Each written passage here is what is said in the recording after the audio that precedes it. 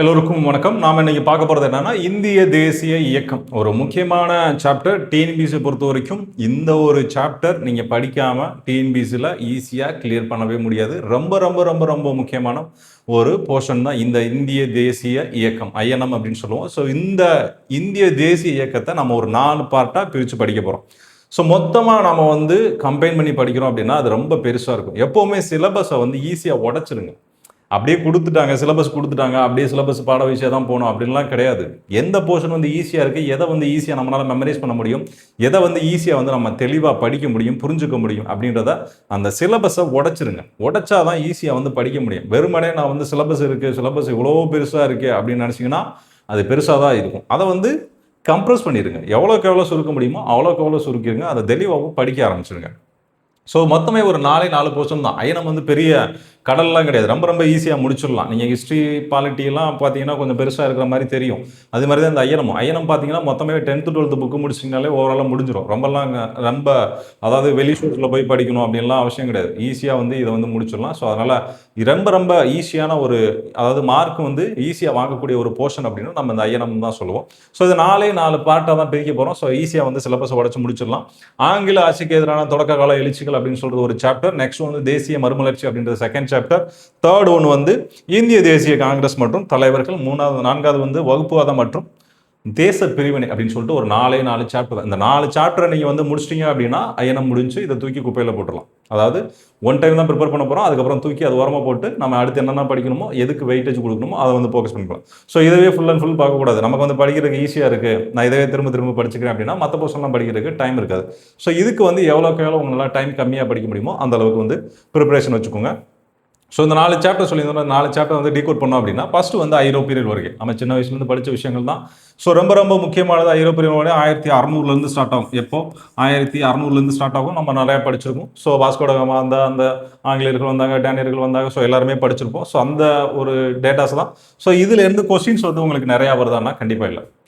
Mostly இதில் கம்மியாக தான் வருது. ஆனால் கம்மியாக வருதுன்றதுக்காக நம்ம இதை படிக்காமல் போயிடக்கூடாது. ஏன் சொல்கிறேன் அப்படின்னா, இப்போ டிஎன்பிசி என்ன பண்ணுறாங்க அப்படின்னா ஸ்டூடெண்ட்ஸோட சைக்காலஜிக்கலில் யோசிக்கிறாங்க. ஸ்டூடெண்ட்ஸ் ஒரு ஸ்டூடெண்ட் எப்படி யோசிப்பான் அப்படின்னு அவங்க யோசிக்க ஆரம்பிக்கிறாங்க. ஸோ இந்த போர்ஷன் கொஞ்சம் கஷ்டமாக இருக்குது, ஸோ அவாய்ட் பண்ணிடுவாங்க பசங்க. அப்போ இதுலேருந்து ஒரு 2 கொஸ்டின் கேட்டு விடு, கஷ்டப்படட்டும், கொஞ்சம் கொஸ்டின் டஃப்னு அப்படின்னு சொல்லி என்ன பண்ணுறாங்க அப்படின்னா இப்படி தான் அவங்க கொஸ்டின் செட் பண்ணுறாங்க. நீங்கள் எதெல்லாம் எலிமினேட் பண்ணணும்னு நினைக்கிறீங்களோ, எதெல்லாம் அவாய்ட் பண்ணணும்னு நினைக்கிறீங்களோ அதெல்லாம் அவங்க கொஸ்டினை கொண்டாந்து வச்சிடறாங்க. ஸோ அதனால் இந்த மாதிரி ஏரியாக்கள் எல்லாமே அட்லீஸ்ட் உங்களுக்கு படிக்கிறது கஷ்டமாக இருந்துச்சுன்னா ஒன் டைம் ரீட் பண்ணிடுங்க. ரீட் பண்ணாமல் கூட போயிடாதீங்க. ரீட் பண்ணால் கூட உங்களால் ஆன்சர் பண்ணுற அளவுக்கும் கூட அந்த மெமரி ஸ்டோரேஜ் கொஞ்சம் இருக்கும். நெக்ஸ்ட் வர்த்தகத்திலிருந்து பேரரசு வரை. ஸோ இதுவும் ஒரு முக்கியமானது தான். நெக்ஸ்ட் கிராம சமூகமும் வாழ்க்கை முறையும். அதுக்கப்புறம் தமிழ்நாட்டில் ஆங்கில ஆட்சிக்கு எதிரான தொடக்க கால கிளர்ச்சிகள். இந்த தொடக்க கால கிளர்ச்சிகள் நிறையவே இருக்கும். ஸோ 10th புக்கில் உங்களுக்கு ஸ்டார்டிங்கில் நிறைய இருக்கும். 6 புலித்தேவன்லேருந்து ஸ்டார்ட் ஆகும். அதுக்கப்புறம் சின்ன சின்ன கிளர்ச்சிகள், இண்டிவிஜுவல் கிளர்ச்சி பார்த்துருப்பீங்க. அப்புறம் பழங்குடியினர் கிளர்ச்சி, விவசாய கிளர்ச்சிகள் அப்படின்னு சொல்லிட்டு நிறைய கிளர்ச்சிகள் இருக்கும். ஸோ அதெல்லாம் ஒரு முக்கியமான ஏரியா. இந்த ஃபர்ஸ்ட் சாப்டரை பொறுத்த வரைக்கும் நம்ம ஃபோக்கஸ் பண்ண வேண்டிய ஏரியா இந்த ஏரியா தான். எது? தமிழ்நாட்டில் ஆங்கில ஆட்சிக்கு எதிரான தொடக்க கால கிளர்ச்சிகள். இந்த ஏரியாவை தான் நம்ம ரொம்ப ரொம்ப முக்கியமாக கவனமாக படிக்க வேண்டிய விஷயம். ஸோ மேலே உள்ள 2 போர்ஷன், அந்த 2 தலைப்பு கூட ஓரளவு நம்ம ஸ்கிப் பண்ணிக்கலாம் means at least one time read பண்ணிக்கலாம். பட் இந்த அடுத்த 2 உள்ள இந்த சாப்டரை ரொம்ப ரொம்ப தெளிவாக பார்த்துக்கணும். ஓகேவா? ஸோ இது எங்கே இருக்குது அப்படின்னா 8th இருக்குது, 10th இருக்குது, 11th. ஸோ இந்த புக்கில் உள்ள ஹிஸ்ட்ரி புக்கில் இருக்கும். 8th 10th சோஷியல் சயின்ஸில் இருக்கும். 11th பொறுத்த வரைக்கும் ஹிஸ்ட்ரி புக்ஸில் இருக்கும். ஓகேவா? நெக்ஸ்ட் செகண்ட் சாப்டர் தேசிய மறுமலர்ச்சி. ரொம்ப ரொம்ப முக்கியமான விஷயம். ஸோ இந்த தலைப்பில் நாம் எதுவுமே ஸ்கிப் பண்ண முடியாது. நம்ம பொறுத்த வரைக்கும் ஒரு முக்கியமான கொஸ்டின் ஏரியா எது அப்படின்னு பார்த்தோம்னா இந்த தேசிய மறுமலர்ச்சி தான். ஸோ அதனால் இதை நம்ம ஈஸியாக ஸ்கிப் பண்ணிடவே முடியாது. அதனால் இந்த போர்ஷன் ரொம்ப தெளிவாக படிச்சுக்கோங்க. ஸோ இதில் முக்கியமான சாப்டர் அப்படின்னு பார்த்தோம்னா 19ஆம் நூற்றாண்டில் சமூக மற்றும் சமய சீர்திருத்த இயக்கங்கள் அப்படின்றது ரொம்ப ரொம்ப முக்கியமான ஒரு போர்ஷன். ஸோ நீங்கள் படிச்சிருப்பீங்க. ஸோ நிறைய பேருக்கு ப்ரிப்பரேஷன் அப்படின்னாலே எடுத்தோன்னே போகக்கூடிய ஒரே ஏரியா இந்த ஏரியா தான். ஏன்னா 10th புக் எடுத்திங்கன்னா இப்போ 5th சாப்டராக இருக்கும்னு நினைக்கிறேன். ஸோ அந்த 5th சாப்டர் இருக்கிறனால எடுத்தோன்னே 10th படிக்க போகிறோம், நான் 10th ஹிஸ்ட்ரி படிக்க போகிறேன் அப்படின்னா எடுத்தோன்னே எங்கே போயிடுவோம்? 19ஆம் நூற்றாண்டு சமூக சமய சீர்திருத்தங்கள் அதை தான் முதல்ல படிப்போம். அதுக்கப்புறம் தான் மற்ற அந்த பூலித்தேவன் அந்த ஹிஸ்ட்ரிஸ் எல்லாமே அதுக்கப்புறம் தான் படிப்போம். ஸோ நெக்ஸ்ட் நவீனத்து நோக்கி. ஸோ இது 2மே கொஸ்டின் ஏரியா தான். ஸோ இந்த ஏரியாவை பொறுத்த எதுவுமே ஸ்கிப் பண்ணிடுறாங்க.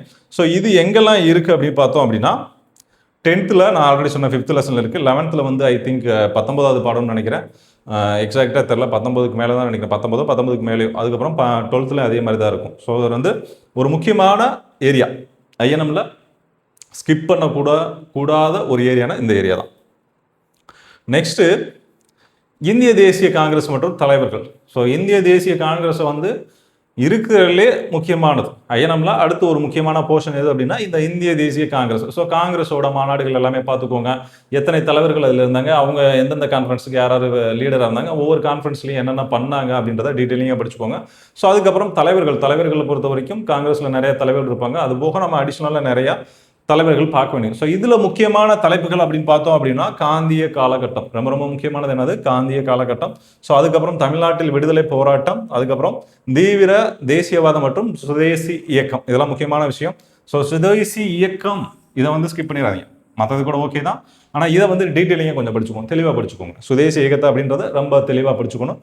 அதுக்கப்புறம் முதல் உலக போரின் தாக்கம், நெக்ஸ்ட் காந்தியடிகள் மற்றும் மக்கள் இயக்கம், இதுவுமே முக்கியமானது. ஸோ காந்தியடிகள் அந்த வருகை, அவர் என்னென்ன போராட்டங்கள் பண்ணார், என்னென்ன சத்தியாகிரகங்கள் பண்ணார், ஸோ அந்த டீட்டெயில்ஸ் எல்லாமே இது ரொம்ப ரொம்ப முக்கியமானது. அதுக்கப்புறம் முக்கியமானது பார்த்தோம் அப்படின்னா முக்கிய தலைவர்கள். ஸோ என்னென்ன தலைவர்கள் இருக்காங்க அப்படின்னா அம்பேத்கர், நீங்கள் வந்து அம்பேத்கரும் சரி, பெரியாரும் சரி, அதே மாதிரி பகத்சிங், வஉசி, இவங்களெல்லாம் நீங்கள் வந்து ஸ்கிப் பண்ணிடவே முடியாது. இவங்க சம்மந்தமாக கண்டிப்பாக ஒரு கொஸ்டின் இருக்கும். நீங்கள் எந்த கொஸ்டின் வேணாலும் எடுத்து பாருங்கள், அம்பேத்கர், பகத்சிங், வஉசி, அதுக்கப்புறம் மௌலானா அபுல் கலாம் ஆசாத், இவங்கெல்லாம் இல்லாத ஒரு கொஸ்டின்ஸ் வந்து பார்க்க முடியாது. தந்தை பெரியார் இவங்கெல்லாம் இல்லாத ஒரு கொஸ்டின் பார்க்கவே முடியாது. இவங்க இந்த தலைவர்களில் கண்டிப்பாக யாராச்சும் ஒரு தலைவர்கள் இருப்பாங்க. அதில் முக்கியமானவர் வந்து பகத்சிங் பற்றி கண்டிப்பாக எல்லாமே ஒரு கொஸ்டின் கேட்டுகிட்டே இருக்காங்க. அதனால் பகத்சிங் வந்து ஸ்கிப் பண்ணிடாதீங்க. நேரு பற்றி பார்த்துருங்க. அதுக்கப்புறம் காமராஜர், மகாத்மா காந்தி, மௌலானா அபுல் கலாம் ஆசாத், ஸோ இவங்கெல்லாம் ரொம்ப ரொம்ப முக்கியமானவங்க. தந்தை பெரியார், ராஜாஜி, சுபாஷ் சந்திர போஸ், அதுக்கப்புறம் ரவீந்திரநாத் தாகூர். ஸோ ரவீந்திரநாத் தாகூர் வந்து ரொம்ப ரொம்ப முக்கியமான ஆள். இதில் நீங்கள் ரொம்ப டீட்டெயிலிங்காக படிக்க வேண்டிய ஒரு ஆள் யாருன்னா தந்தை பெரியார் தான் முக்கியமான ஆள். இருக்கிறதுலே முக்கியமான ஆள் யாருன்னா இந்த தந்தை பெரியார் தான். ஏன்னா திராவிடம் சம்பந்தமான கேள்விகள் வர டிஎன்பிசியில் அதிகமாக கேட்குறாங்க. நீங்கள் நிறையா டிஎன்பிசி எக்ஸாம்ஸ் எழுதினீங்கன்னா உங்களுக்கு தெரிஞ்சிருக்கும். பெரியாரை பற்றி, சுயமரியாதை இயக்கம் பற்றி, திராவிடம் பற்றி, திராவிட கழகங்கள் பற்றி, ஸோ இவரோட டீட்டெயில்ஸ் பற்றி இல்லாத ஒரு கொஸ்டின்ஸ் நீங்கள் பார்க்க முடியாது. ரீசெண்ட் டைம்ஸில் சொல்கிறேன், இதுக்கு முன்னாடி இல்லை. ரீசெண்ட் டைம்ஸில் திராவிடம் பற்றி அதிகமான கொஸ்டின்ஸ்கள் வருது. ஸோ அதனால் நம்ம வந்து ஈஸியாக வந்து பெரியாரை ஸ்கிப் பண்ணிட முடியாது. ஓகேவா? ஸோ அதனால் பெரியாரை பற்றி கொஞ்சம் டீட்டெயிலிங்காக படிச்சுக்கோங்க. நெக்ஸ்ட் ராஜாஜி பற்றி படிச்சுக்கலாம். ஸோ அதுக்கப்புறம் ரவீந்திரநாத் தாகூர் பற்றியும் நீங்கள் படிச்சுக்கலாம். ஓகேவா? இது எங்கெல்லாம் படிக்கலாம் அப்படின்னா 10th 11th 12th அதில் உள்ள அந்த ஹிஸ்ட்ரி புக்ஸில் இருக்கும். அது போக நீங்கள் அடிஷ்னலாக லீடர்ஸை பொறுத்த வரைக்கும் நியூஸ் பேப்பர் படிச்சே ஆகணும்.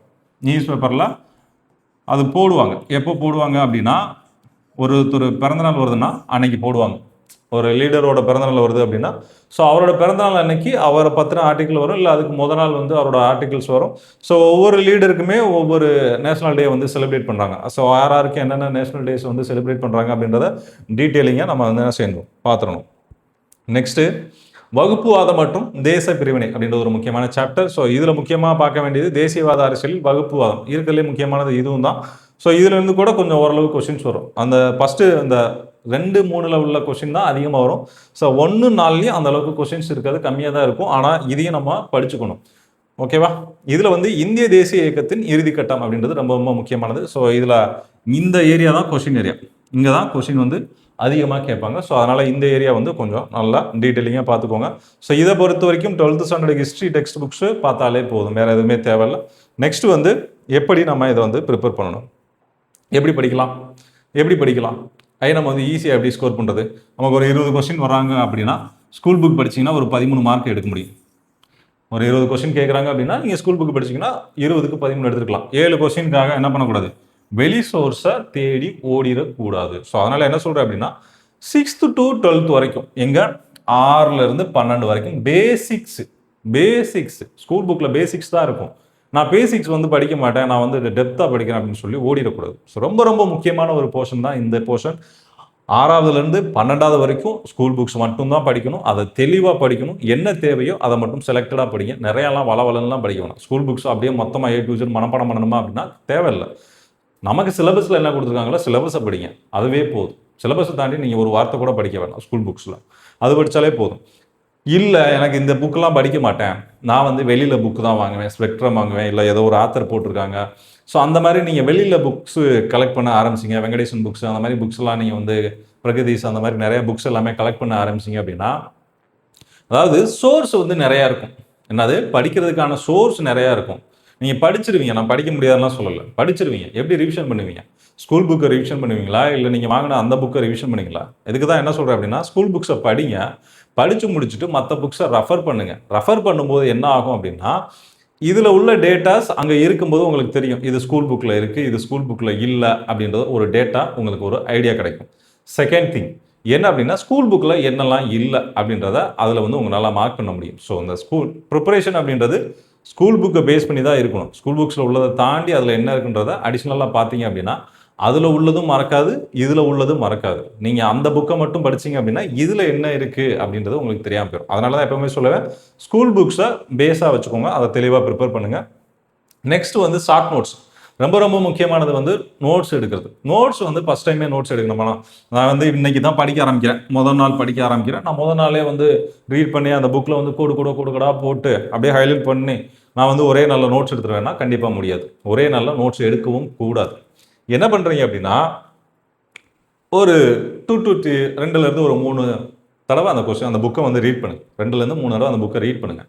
உங்களுக்கு ஒரு ஐடியா கிடைக்கும். ரீட் பண்ணதுக்கப்புறம் உங்களுக்கு ஒரு ஐடியா கிடைக்கும். அந்த ஐடியா கிடைச்சதுக்கப்புறம் என்ன பண்ணுறீங்க அப்படின்னா, நீங்கள் அதுக்கப்புறம் உங்கள் புக்கில் கோடு போடுங்க. கோடு போட்டதுக்கப்புறம் முக்கியமானதை நோட்ஸ் எடுங்க. நோட்ஸ் அப்படின்றது ரொம்ப ரொம்ப சிம்பிளாக தான் இருக்கணும். நான் எக்ஸாம்பிள் சொல்கிறேன். நீங்கள் இப்போது 1850 அல்லது 28 ஏதோ ஒரு இயர் வச்சுக்கோங்க. இந்த ஒரு வருஷம் 1828 போட்டிங்கன்னா இந்த வருஷத்தை பற்றி உங்களுக்கு மொத்தமாக சொல்ல தெரியணும். 18, 28 எழுத போகிறீங்க. ஸோ இதில் நடந்த மொத்த நிகழ்வுகளும் உங்களுக்கு சொல்ல தெரியணும். இப்போ 19 போடுறோம் அப்படின்னா, ஸோ இதில் நடந்த மொத்த எல்லாத்தையும் உங்களுக்கு சொல்ல தெரியணும். இந்த ஒரு வார்த்தை சொல்லணும் 19 அப்படின்னா அப்படியே ஏஐ சொல்கிற மாதிரி கடன்னு மொத்தமாக சொல்லணும். ஸோ அந்த அளவுக்கு ப்ரிப்பேர் பண்ணிங்கன்னா தான் ஈஸியாக வந்து டிஎன்பிசி இன்னைக்குள்ள சூழ்நிலையில் நம்மளால் ஈஸியாக வந்து என்ன முடியும், ஜெயிக்க முடியும். இல்லை அப்படின்னா மாட்டிக்கும். ஸோ நான் அதுக்கப்புறம் முக்கியமானது என்னென்னா ப்ரீவியஸ் இயர் கொஸ்டின்ஸ். இந்த ப்ரீவியஸ் இயர் கொஸ்டின்ஸ் பார்க்காம நீங்கள் வந்து எந்த ஒரு புக்ஸுமே படிச்சிடாதீங்க. ஏன்னா இது ரொம்ப ரொம்ப முக்கியம். ஒன்ஸ் நீங்கள் படிக்கிறீங்க அப்படின்னா ப்ரீவியஸ் இயர் கொஸ்டின்ஸ் வந்து ரெஃபர் பண்ணுங்கள். அதில் என்ன கொடுத்துருக்காங்க, எந்த மாதிரி கேள்வி கேட்டிருக்காங்க, என்னென்ன லீடர்ஸ் வந்து அதிகமாக கேள்வி கேட்டிருக்காங்க, ஐஎன்எம்ல எந்த போர்ஷனில் வந்து அதிகமாக கொஸ்டின் கேட்டிருக்காங்க அப்படின்றத பார்த்துக்கோங்க. நான் ஆல்ரெடி சொல்லிட்டேன், எந்தெந்த போர்ஷனில் வந்து அதிகமாக கொஸ்டின் கேட்டிருக்காங்க அப்படின்னா அந்த போர்ஷன் போக நீங்கள் வந்து அடிஷ்னலாக இன்னும் ப்ரீவியஸ் இயர் கொஸ்டின்ஸ் வந்து ரெஃபர் பண்ணுங்கள். ஸோ கொஸ்டின்ஸ் வேணும்னா நம்ம டெலிகிராமில் ப்ரீவியஸ் இயர் கொஸ்டின்ஸ் ஒரு 43 ஒரு 100 கொஸ்டின்ஸ் வரைக்கும் நம்ம டெலிகிராம் சேனல்ஸில் அப்டேட் பண்ணியிருக்கோம். நீங்கள் அதை வேணால் ரெஃபர் பண்ணி அதில் தேடி எடுத்துக்கோங்க.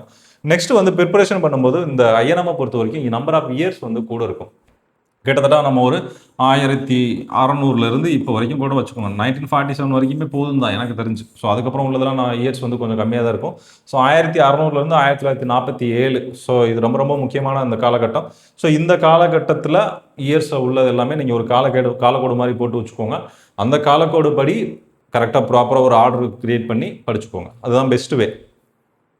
ஸோ இதுக்கு எல்லாமே சோர்ஸ் எங்கே இருக்குது அப்படின்னா 8th 10th 11th 12th இருக்குது. அது போக ப்ரீவியஸ் இயர் கொஸ்டின் அதில் உள்ள புக்ஸில் வந்து உங்களுக்கு ஆன்சர்ஸ் இருக்கும். ஸோ ஓவராலாக பார்த்தோம் அப்படின்னா இவ்வளோ தான். ஸோ இதை வந்து நீங்கள் படித்து முடித்தாலே போதும். ஐஎன்எம்மை பொறுத்த வரைக்கும் ஸ்கூல் புக்ஸை தாண்டி மேக்ஸிமம் கொஸ்டின் போகாது. நான் ஆல்ரெடி சொன்ன மாதிரி தான் 20க்கு 13 வந்து நீங்கள் வந்து ஸ்கோர் பண்ணிடலாம். அதுக்கு மேலே அந்த 7 கொஸ்டின் தான் எனக்கு முக்கியம், நான் அந்த 7 கொஸ்டின் விட மாட்டேன் அப்படின்னா நீங்கள் அடிஷ்னலாக படிச்சுக்கலாம், தப்பு கிடையாது. ஆனால் அந்த 7 கொஸ்டினுக்காக இதை படிக்காமல் விட்டுறக்கூடாது. ஓகேவா? ஸோ நம்ம என்ன பண்ண போகிறோம் அப்படின்னா, இதுக்கடுத்து ஐஎன்எம் வந்து ரெகுலராக கிளாஸ் போட்டுறோம். ஃபஸ்ட்டு வந்து ஐஎன்எம் தான் ஸ்டார்ட் பண்ண போகிறோம். ஸோ உங்களுக்கு இதுக்கு பேரலாக வந்து என்னென்னா பாலிட்டி கிளாஸஸ் இருக்கும், தமிழ் கிளாஸஸ் இருக்கும். ஸோ ரெகுலராக வந்து சேனல் ஃபாலோ பண்ணிக்கோங்க. லைவ் வந்து ரெகுலராக போடுவோம். காலைல வந்து நியூஸ் பேப்பர் உங்களுக்கு கரண்ட் அஃபேர்ஸ் வந்து காலைல வந்துடும். ஸோ அதனால் ரெகுலராக சேனல் ஃபாலோ பண்ணிக்கோங்க. இந்த வருஷத்தில் கண்டிப்பாக வேலை வாங்குகிறோம், ஜெயிக்கிறோம். ஸோ தொடர்ந்து ஃபாலோ பண்ணுங்கள். சொல்கிற இன்ஸ்ட்ரக்ஷனை மட்டும் கரெக்டாக ஃபாலோ பண்ணிங்கன்னா கண்டிப்பாக இந்த வருஷம் எல்லோரும் வேலை வாங்கிடலாம். Thank you all.